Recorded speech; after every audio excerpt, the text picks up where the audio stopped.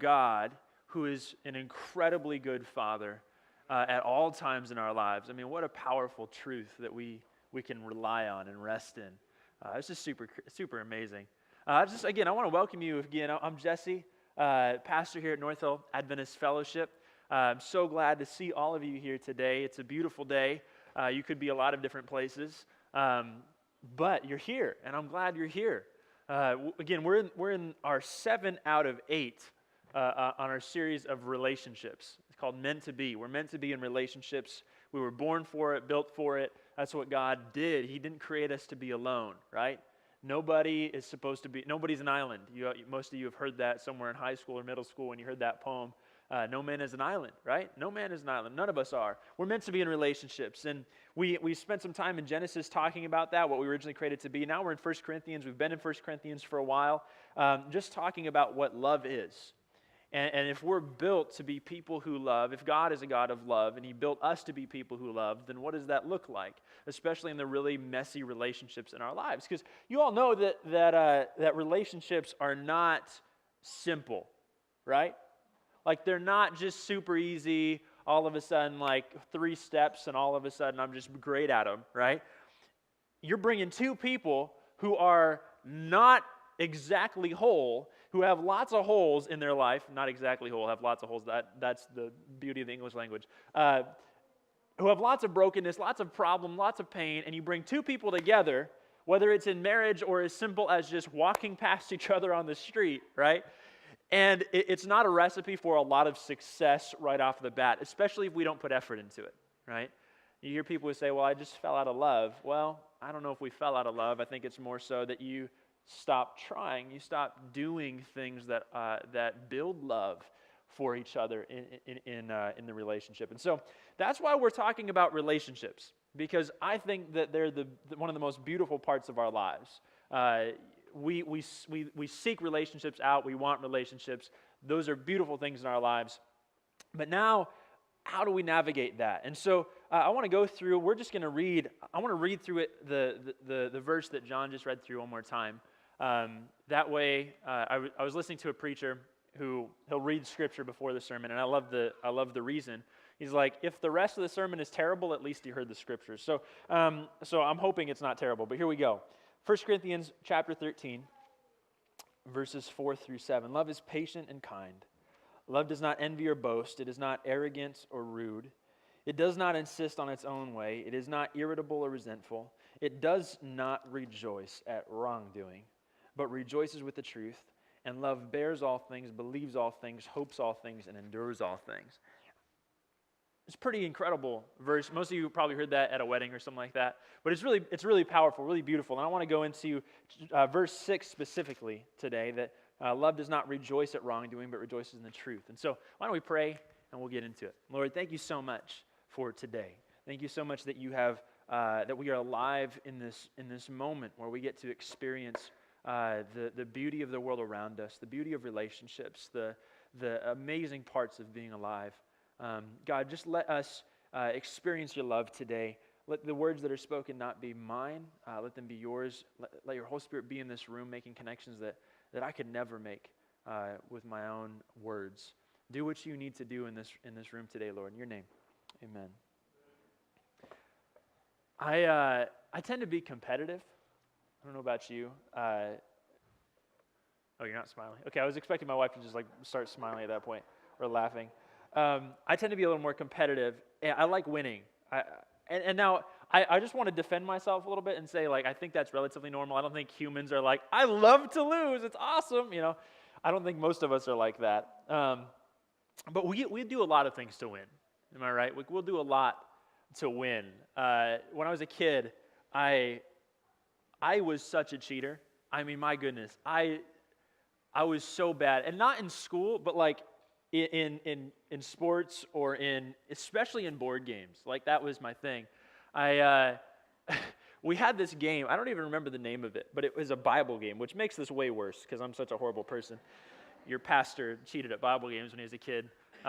Half my knowledge is just cheating. There was this Bible game, and the way it worked is you had to answer a trivia question, and if you answered it right, then you got to go a certain amount of spaces. And there was a booklet. It's an old game, so there's a booklet with all the questions in it. And you would read the question for maybe the next person in line or the person before you or something like that. You'd read the question, and then they would have to answer the question. Now, all of the answers to the questions were in the back of the booklet. So, it is crazy how diabolical a child can be. Because at 5 years old, maybe 6, I started to realize something. When I asked the question for my dad, who was right before me, right? I knew I was coming next, right? Or maybe it was 2 people in front, or 2 people before me. And I knew that my question was either going to be next or in a couple questions. So I'd ask them the question, and then I'd flip to the back of the book to see if they answered the question correctly. And then I would look at the answer to whatever I was assuming my question was going to be when it showed up. At 5 or 6, I was starting to get to this point. And I would, and you realize pretty quickly when you first get caught and they're like, oh, you're obviously cheating. You start to learn, if I throw some ers or some ums in there, or say the wrong question or say the wrong answer first, what was the specific prophet in the Bible? Oh, was it David? No, it was Elijah, and you act like you don't know it, and but I got it right. You come up with all of these ways to act like you didn't know, and then you figure it out. Still remember when my dad caught me one time. I was so embarrassed, but I was denying it. I was it wasn't cheating, but I knew I was. But then there was another time where a friend of mine and we were playing a game with his family, and we weren't about to cheat to be mischievous or to be malicious. We were doing it because we were being mischievous. So I just want to clarify that, because we were I don't know, this is when it was 3 or 4 years ago at the most, and we're playing a game. And we're playing a game with his family, and it's a game where you get asked a question how many hit singles did Frank Sinatra have in 1952? Nobody knows that. So you all guess, and you have a specific, you kind of guess as close as you can get to the specific answer, and then you have to bet on which answer you think is closest, and then you get a certain number of points on it. It's called Wits and Wagers. And so we decided, we're just hey, let's use our phones. And we had a whole system. And again, we weren't doing this, I'm serious about this. We were just kind of having fun with it, not so much just to win. And so we had all these different ways we were doing it, and we managed to convince everybody that the whole course of the game, we weren't cheating, And we get to the end of the game, and needless to say, the high score was 160 or something like that, but the previous high score. We got 430. I'm sorry, Kirsten and Tim and Katie. This is the first time that they have ever heard of this. That happened. Eric is going to kill me. Sometimes you just got to get stuff off your chest. I knew you were going to be here, Katie, so I had to use that. But we come up with all these different ways to win, and I'm sure that you can think back to a moment in your life where you did all of these different things to win. And what's funny is we don't win everything in our life, right? We just don't. And when we don't win, we try to do everything we can do to just not lose as badly, right? So who won the Super Bowl in 2005 between the Seahawks and the Steelers? The Steelers did. Did the Seahawks lose? No, the refs were biased, okay? Just want to make that clear. Because, we lost. We can't deny that the score line was not in our favor, but there was a mitigating factor to us losing. In elementary school, this is a true story, I didn't lose a race against a kid named Alan. I didn't, because I think I injured my foot on the first step or something. That's why I was slower, On another day, when I was just as healthy as Alan, I would have beaten him. Probably not. But that's what we do. Even if we lose, it's we got to come out somehow winning out of all of that. And I think it's because we like to win as people. And in a very real way, winning makes us feel important, and it makes us feel powerful, and it makes us feel good about ourselves. Or at the very least, it keeps us from feeling inferior or weak or less than or whatever you want to say. But winning, especially in the context of relationships, because this is what we're talking about, winning in the context of relationships almost always comes at the cost of someone else. It almost always comes, or not almost always, but in a lot of cases, it comes at the cost of someone else.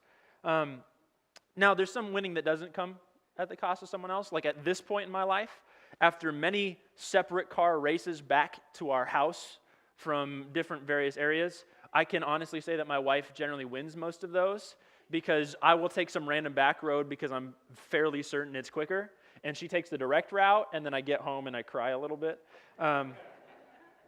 It's only slightly dented my self-worth. I'm a whole man sitting in front of you with just a slight dent in my self-worth because of my wife.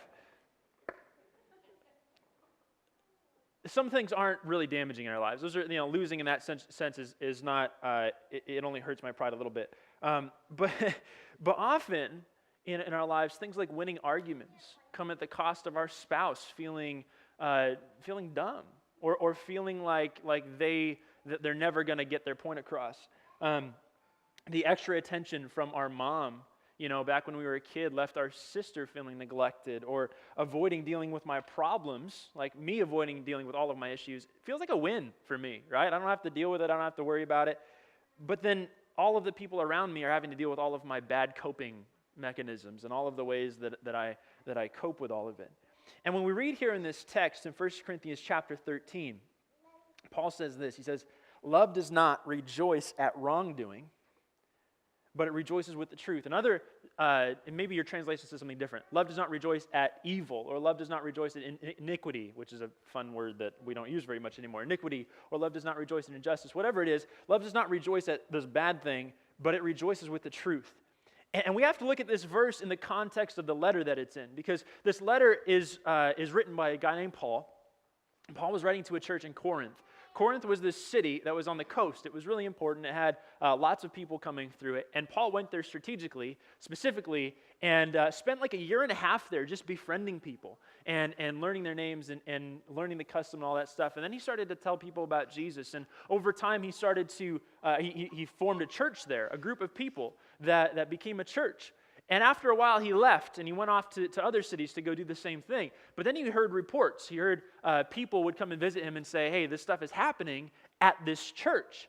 And it wasn't great stuff, right? It wasn't the stuff that he was hoping to hear. So he writes a letter to address all of the issues that he's found or that he's heard about.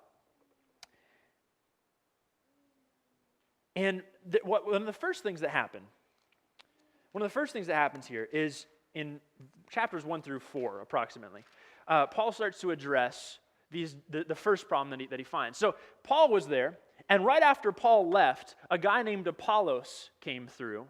And Apollos was not a writer. We don't have anything that he's written, but apparently he was this really powerful preacher of the gospel of Jesus Christ.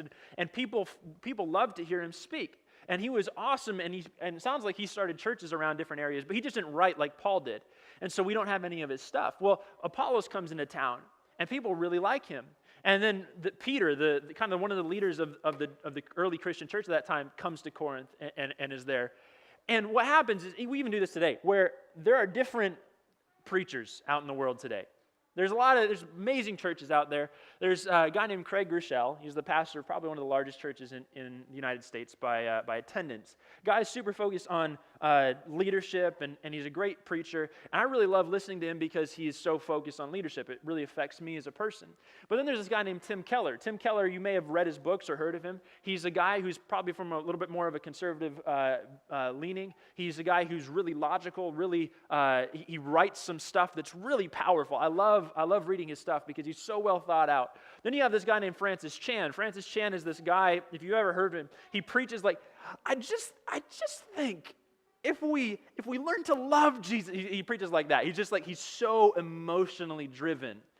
And so there's these different types of preachers. And there's different people who have different opinions about all of the different preachers. We start to kind of form our different camps. Like, I really love Craig Groeschel because of his leadership, and someone may like Tim Keller because of this, and someone may like Francis Chan for a different reason. And we start to get into our different camps. Well, this started to happen here in Corinth. They started to get into these different camps where someone was like, well, Paul, I like Paul. And someone else was like, I like Apollos. And someone else was like, I like Peter, and all of this different stuff. And it started to cause divisions and fractures within the church and what starts to happen is because each side wants to win out. You have a good reason for liking who you like, and there's a reason that what they said feels so much more powerful in your life, and so you want everyone else to follow that person because it was so meaningful to you, right? But over time, this kind of like simple sort of like these preferences start to form into like deeply held beliefs. And you start to form these different camps, and you start to fight against each other. And Paul just writes this scathing part where he's just like, guys, what if it doesn't matter? What if we're all on the same team? But what's funny is you look at our world today, I mean, think about all the divisions and the different camps that we have, right? Like vote Trump or vote Hillary. Stricter gun control, less gun control. Pro-abortion, pro-life, pro-immigration, pro-border control, gay rights, traditional marriage. Like there's so many different camps. And then you add in like the independent and all those different things. There's so many different camps. There's so many different ideas of how we have to deal with the different things in this world.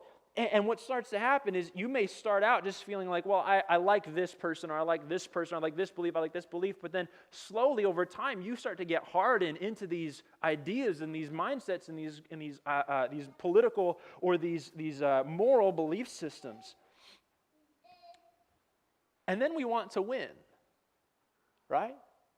Like I want other people, and we talked about this a few weeks ago a little bit, but I want other people to be convinced of my incredible, logical, well thought out argument, right? I want people to be convinced of that. And I want to win, and I want other people, and there's this subtle, like I want to win. But the sad part about it is we forget the cost of winning.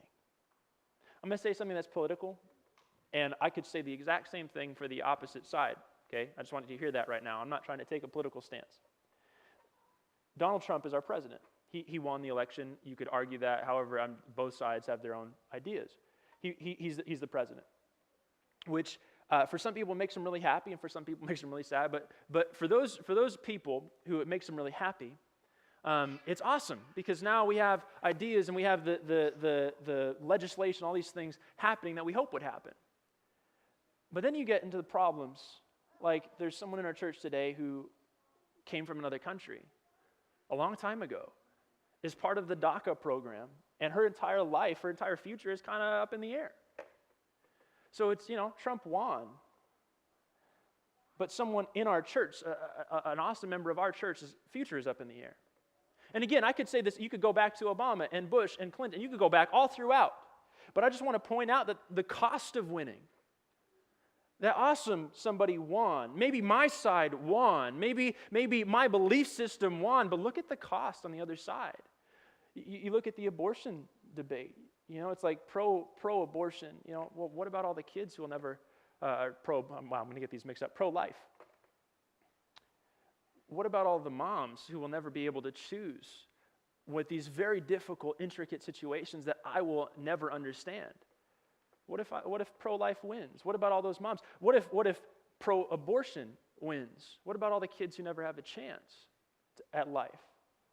You see, I'm not trying to make political stances right now, but do you recognize that when we get into our camps, when we get into these places where it's just like, this is just the way it needs to be, and when we win out, we forget the human cost on the other side of us winning. I'm not coming with a solution. I'm just saying that as humans, as Christians, what if in our desire to win, we're forgetting the human side of this? We're forgetting the human side of all of these things. Paul writes, love does not rejoice in wrongdoing, but it does not rejoice in evil or iniquity in other translations. It does not rejoice in all of these things. And when we read this, we're like, well, my first reaction is love does not rejoice in wrongdoing. Love does not rejoice in evil. And nobody in this room is like, well, my brother's an alcoholic who's ruining his family, and that's awesome. Nobody's doing that. And I read this. I'm just going to be real. This gave me a lot of trouble this week. This verse gave me a lot of trouble this week because I was just sitting there like, nobody's rejoicing when like someone is suffering. No, we're not doing that, right? But here's the powerful thing about this Greek word. The Greek word for wrong that's translated as wrongdoing or evil or iniquity or any of these things in Greek is the word adikia. And it's the first part of it, the alpha, the A, it means not. And the dikia or dike means justice. Love does not rejoice at not justice. Love does not rejoice at injustice, which is a really powerful thing for our world today.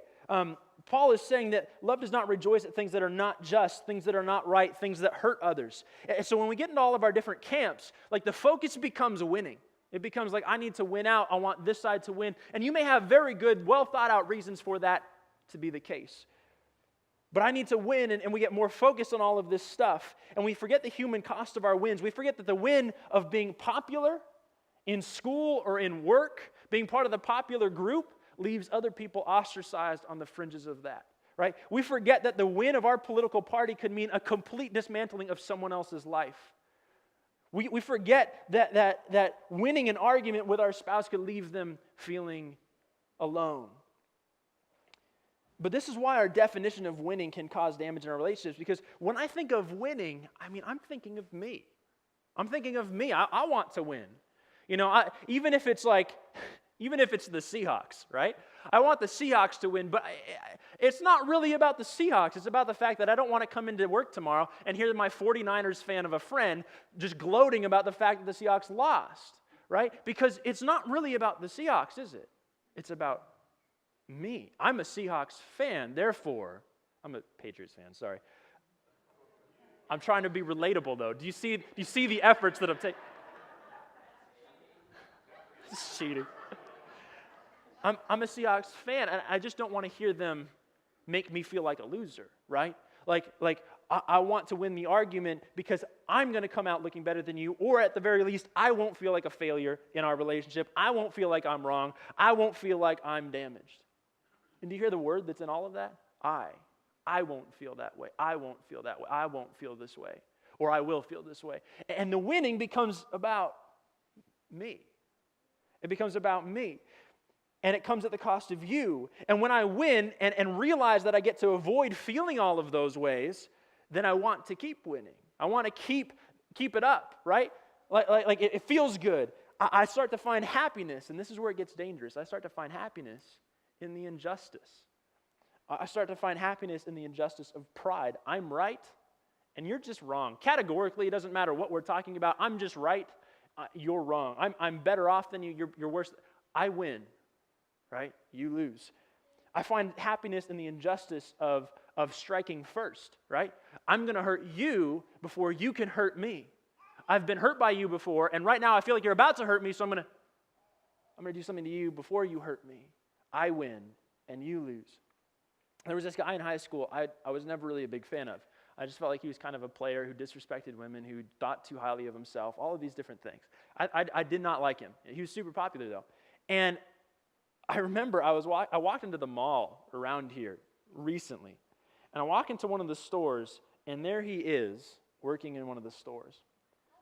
And I remember thinking, and I'm just being real right now, I remember thinking like, wow, he's working here. We're both the same age. And I felt, being real right now, I felt this very deep sense of satisfaction. Look at the steps I've taken in life. And he's still living at home. And he's still working at the mall. And what has he done with his life? He thought he was a super popular guy. He had it all going. He's still living high school right now. He still hangs around the school sometimes and tries to get in with all these other kids. I'm just like, he's still living in high school. And I felt this very deep sense of satisfaction because of his plight in life. I win. He lost.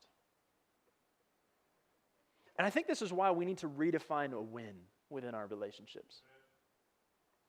I think we really need to redefine what a win is in our relationships.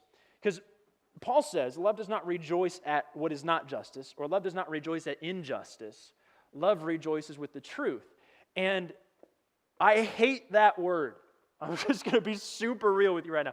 Truth. I hate that word because, as Pilate famously says later on, and as philosophers have debated for hundreds, if not thousands of years, what is truth, right? And so when Paul writes that, I'm just like, really, Paul? You couldn't just say something simpler, like something that has a good definition. Paul says that love rejoices with the truth. And when I look into the Greek word, and this is why original language matters, I look into the Greek word is aletheia. And again, the alpha at the beginning of that means not. And letheia is from the word lanthanos, which means hidden or uncovered. So love rejoices with what is uncovered or not hidden. which is a really incredible idea of what truth is, right? It's things that are not hidden. When the truth of something, when what is, the way something really is not hidden anymore. But what our definition of winning does in our relationships, where it's all about me, I come out looking better, I come out feeling better, it's all about me, I want to avoid feeling a certain way, I want all of that. When it's all about me, what our definition of winning does, it starts to cover things up. If truth is what is not hidden, our definition of winning seeks to cover up the truth. Like in sports, winning, just the score line, can hide the fact that your locker room is like completely at odds with each other and hates each other, right? You see that all the time. But more so in more serious ways, like winning a disagreement with my spouse it often covers the fact that I'm completely wrong and I need to self-evaluate. When I come out of the argument, I feel like now it's just kind of defined, you're wrong, you've made the wrong decision, you've made the wrong action, all of these things. Then I get to come out kind of unscathed, right? And it covers up the fact, it's a lie, it's not the truth, it's a lie that covers up the reality that I need to be better. I need to do something different in this relationship. Like winning can cover up my pride. Winning or success can cover up my indifference for other people, right? Because I made it, I did it, and I don't really care about anyone else. Achievements in my life, good achievements can start to cover up the pain of childhood and all of the ways that I've been, all the ways that the problem, the pain of my relationship with my mom or my dad or the pain of my childhood is expressing itself in the world today. Because I've achieved things, I'm doing good things, and it covers up all of the pain that I'm hiding. And like moderate gain, just like simple ways, like just feeling okay about today, moderate gains or wins in my life starts to cover up the fact that I desperately need my heart to be changed by Jesus Christ. I can go through days where it's like, well, everything is going okay, right? Today is not a bad day. And it just covers up the fact that my heart is inherently and deeply broken and needs a restoration. But that's part of the problem is our definition of winning. When I come out feeling better, when I avoid pain, when I avoid all of these things, means that I always come out covering up the reality of what's happening. You guys hear that? If it's all about me coming out the best, I'm covering up the reality. I'm covering up the pain that I'm causing. I'm covering up the problems in my own life. So love doesn't rejoice with the things that aren't just. Love doesn't rejoice when I or someone in my life is hiding these deep scars and is just avoiding them at all costs. Love doesn't rejoice when I get away with staying hidden behind my walls of blame or withdrawal or whatever it is. It can't rejoice that way. But love rejoices when things are uncovered. Love rejoices when good things happen. Oh, this one's hard. Love rejoices when good things happen to my enemies. Love rejoices when just things happen to my enemies. What I mean by that is they could be my enemy and they could be treating me horribly. But when someone shows compassion to them, and I see it, and I hate it because they've been a jerk to me, but this other person is showing compassion to this enemy of mine, love rejoices. Love rejoices when a conversation, and this one's tough, love rejoices when a conversation with someone finally clues me into the fact that I've been harming them instead of helping them. Sometimes this will happen, I'm sure this happens for you as parents, or has happened for you as a parent, where in your bid to help your child, you have harmed them, right? In your bid to help them avoid all of the pain that you went through, you just kept telling them thing after thing, advice after advice after advice, and they maybe moved away from you. And they finally had a conversation where they're like, listen, you have to stop. You have to just listen to me. And it sucks because if you're in that place where you're getting told that you're wrong and that maybe you haven't done the right thing, that's not fun. But love doesn't rejoice when I come out feeling better. Love rejoices in the truth. Love rejoices in the good. Love rejoices in the best. This is where we have to start redefining our idea of winning. Because what if winning isn't about me? What if winning is about us? What if winning is about my spouse and I having the best relationship that we possibly could, even if it means that I have to sacrifice some of my pride, I have to give into the fact that I don't really want to get help, you're the only one who really needs help. What if winning isn't so much like, okay, now I have avoided all of the problems at work, and I'm just kind of sitting back over here letting all of these people destroy themselves. What if winning is actually me getting involved and helping be a peacemaker, even if it's super uncomfortable, and even if I hate it? What if winning isn't about getting revenge on my enemy, but seeing them restored? They've been treating you horribly because they have issues in their life. What if my whole prayer for my enemy, as Jesus asked us to do, was to pray for your enemies, pray for those who persecute you? What if my prayer for my enemy was, God, I hope that they would be restored, even if I never ever see it? Because a win isn't when they fall. A win is when they are restored back to what God created them to be. This is the hard part about it. Because maybe today, you have to redefine what a win is in your relationship. Because as we close, we have to look at this. Winning isn't when I benefit, it's when we benefit. Maybe it's a situation in your life today where you're going to have to redefine winning in your marriage. Maybe you're going to have to redefine winning in your relationship with your mom or your dad or your child or your sibling. Maybe you're going to have to redefine winning in your job with your coworker and that person who hates you. And maybe you're going to have to redefine winning with that person who's caused way too much pain to you. And here's why I say this. Because Jesus' idea of winning wasn't when he came to this earth, and all of a sudden everybody fell down on his feet and were like, oh my gosh, we're so sorry for everything. That wasn't his idea of winning.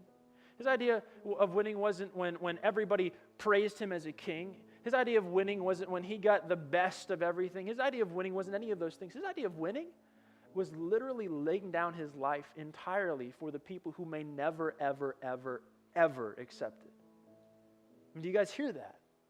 That his idea of winning in your life is not for you to just get bowled over entirely until you're finally like, fine, whatever, God, I guess this is the way it has to go. His idea of winning is when your heart is restored back into an incredibly beautiful, close, intimate relationship with him like he's always desired. If God's idea of winning was a lot like mine, God would have just given up on us a long time ago. Just like we give up on the people around us because they don't make us feel like we're winning very much.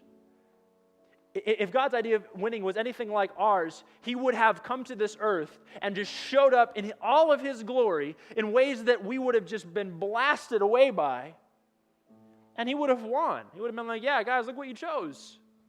But he didn't. He showed up in a way that we can understand. He showed up in humility, not in power, in humility. He showed up with forgiveness for you. Forgiveness doesn't feel like winning a lot of the time. It feels like I'm absolutely losing every right I have to get back at you or to get back from you. But he chose to forgive. Can I tell you this right now, guys? That God has so much love and forgiveness in his heart for you today, no matter what you've done, where you've been, the mistakes you've made. He has so much love and forgiveness in his heart because that's how he truly views you. As someone who is worthy and deserves love and forgiveness, even though you may never feel like it, though your life is so messed up, he still feels like that for you. And he feels like that, guess what? For the person who makes you feel like a loser, he feels that way about the person that is harming and damaging you. And through his power, he can redefine what it means to win in your life. He can redefine what it means to be a winner, to be someone who has power and all of this stuff. He can redefine that in your life to the point where you can start to approach people in humility and love and kindness, even if they are the worst person in the world to you, even if they're the closest to you and they are hurting you the most. He can redefine that in your life. My call to you today is for you to, we're going to do this here in a second, we're going to pray. For you to have a prayer with God and to make it a part of your life, to focus on the way that you are looking at winning. To ask God to make it really clear, like, is winning just about me?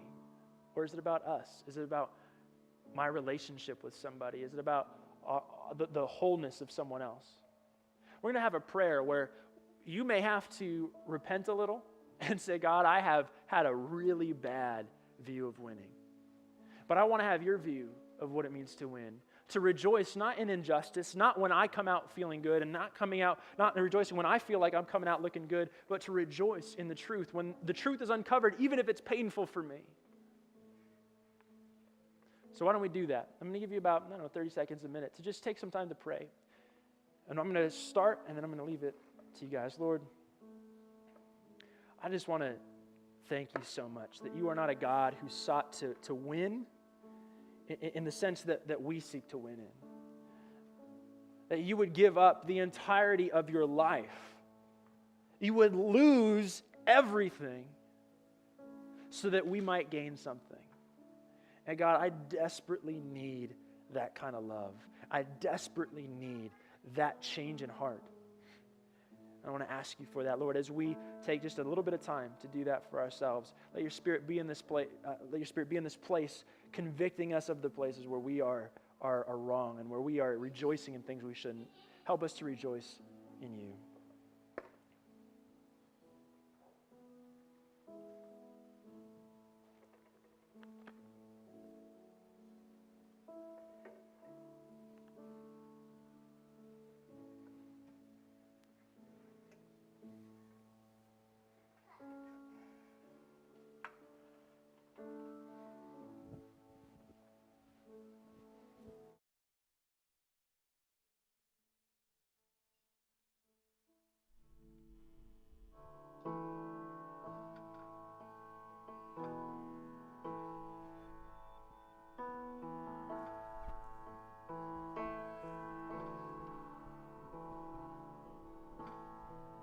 Would you stand with us as we sing this last song?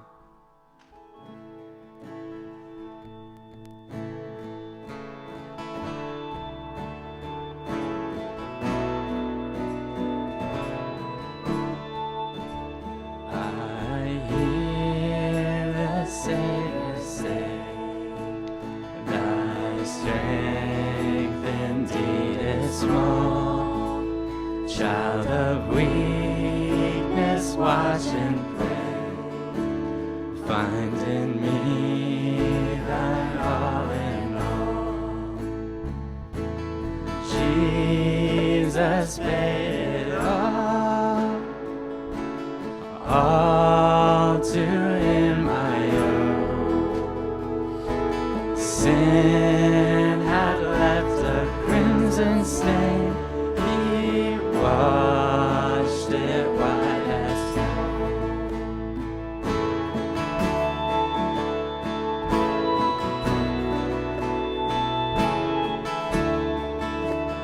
Lord, now indeed I find thy power and thine alone can change the leopard's spots and melt the heart of stone.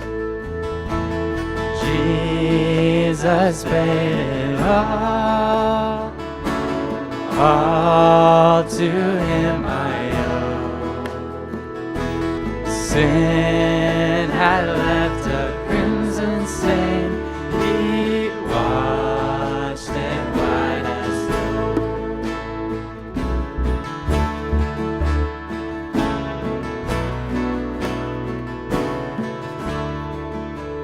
Oh, praise the one who paid my debt and raised this life up from the dead.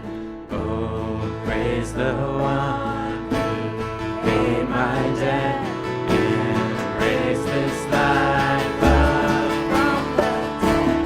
Oh, praise the one who paid my debt and raised this life up from the dead.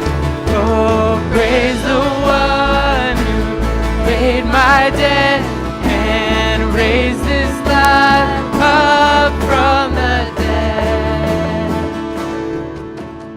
And when before the throne I stand in him complete, my trophies down, all down at Jesus' feet. Jesus paid it all to Him I owe. Sin had left a crimson stain, He washed it white as snow. Let's sing that one more time. Jesus paid it all to Him I owe. Sin had left a crimson stain, He washed it white as snow. Sin had left a crimson stain, He washed it white as snow. God, we're so grateful for your love for us. The fact that you would seek to pay all of this debt that we rack up all of the time. God, we have done so many things to wrong you, to wrong the world around us. And God, you would come and take all of that on your own shoulders. And you would forgive us and love us in spite of it. What love is that, God? God, we need to redefine. We need a change of heart. We need to redefine what it means for us to win. Some of us have brought a very selfish idea of winning into our closest relationships, and it's damaged people and it's hurt people, and we're sitting here feeling like there's no way we could ever come back from it, that they will never forgive us, there's nothing we could do.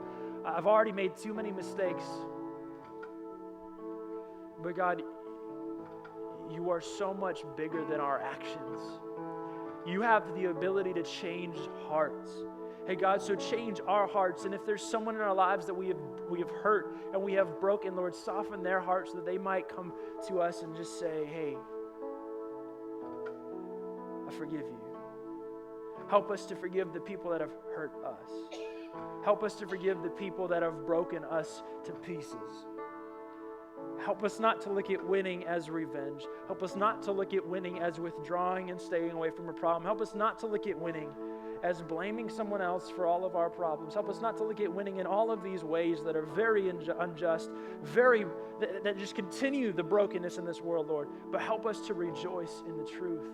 You have claimed to be the way and the truth and the life. And if that's you, Lord, I want to rejoice in you and in the way that you have called me to be in this world, and the way that you have called me to forgive and to love even my enemies, even the people that have hurt me. I want to be like you, Jesus. Help us to forgive. Help us to know that you have forgiven us so that we can forgive the people around us, and help our hearts. Change our hearts, God. Come into our hearts in this moment and begin the process of changing us so that we would begin to see winning as not about us, or me as an individual, but about us as people, all of us together. Thank you, Lord, for everything you've done for us, and thank you for what you're going to do. In your name, amen. If you want to sign up for small groups, right out there, I'll be out there. Would love to talk with you more. Have a happy Sabbath, and we'll see you later.